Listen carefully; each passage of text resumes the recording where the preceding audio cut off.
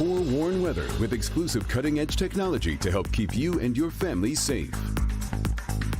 Look at this. A woman is safe right now after crews pulled her out of dangerous floodwaters. This is in Dearborn Heights. You can see the water is very deep right there. The community is seriously affected by last night's storms. Those waters can be dangerous, of course, for many reasons.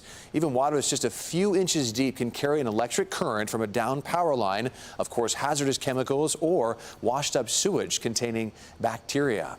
Dearborn Heights isn't the only city battling flooding right now. You can see here a video from Sky 4 showing just how deep the Clinton River is right now in Macomb County. And then on Detroit's west side, you can see those cars stuck in floodwaters. That video was taken at John Cronk and Lanyo. Obviously, Forewarn meteorologist Kim Adams and the rest of our Forewarn team very busy tracking all of this. And we talked about this last night with the flooding, where it's so tempting when you come up on water and you have to go around it and it takes you out of your way. And you're like, you know, I wonder how deep it is. Maybe I should just try to go through it.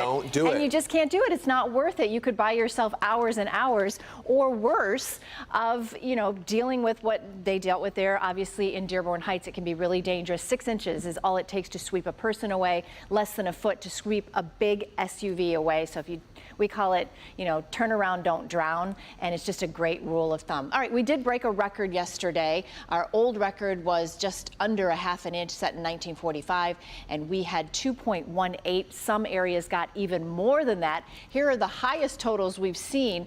Lake Orion, Ferndale, over 3 inches of rain, and we had it in a very short period of time, relatively speaking. And so lots of flooding out there. Good thing today, we did have some wind.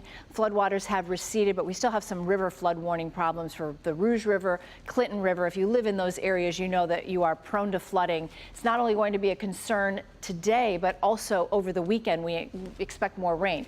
But in between, we squeeze in a baseball game with partly cloudy skies tomorrow for opening day. You know, it's a little chilly during tailgating, but certainly not as cold as last year. And our temperatures in the afternoon get all the way into the mid-50s. Still warm down to our south and now to our southeast. DC's at 74. We're in the 60s here, but the cooler air is going to kind of settle in tomorrow with those highs back closer to where they should be. And then over the weekend, we're watching for more rain. It was a busy night down to our south. St. Louis, Indianapolis, down through the Ohio and Tennessee valleys saw several tornadoes, lots of damage. They're getting more rain and thunderstorms tonight, so lots of flooding to our south. And as we look at what's going to happen here over the weekend, I kind of fast forwarded to tomorrow night at 11 o'clock. Between now and then, not a whole lot to talk about it, but it's the weekend. So overnight, Friday night into Saturday, we get rain, and it looks like we could get some heavy rain, possibly over an inch, maybe even an inch and a half as we go throughout the day on Saturday. And then by Sunday, there could be some lingering showers, but most of the rain will clear out for the second half of the weekend. But I do expect that we'll have some flood problems on Saturday because the ground is still pretty saturated.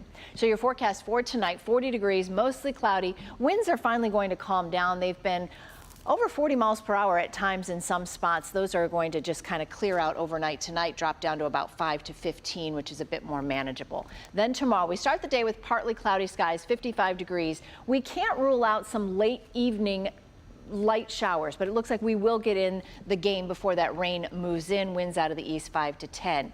Saturday looks like a rainy day overall, so if you're making weekend plans, Sunday afternoon looks okay, so that would be the driest period. And then next week, we're back to some of those spring snowflakes Monday and Tuesday, and then we rebound back to normal by the middle of next week. Ty? Roller coaster continues. Thanks, Kim.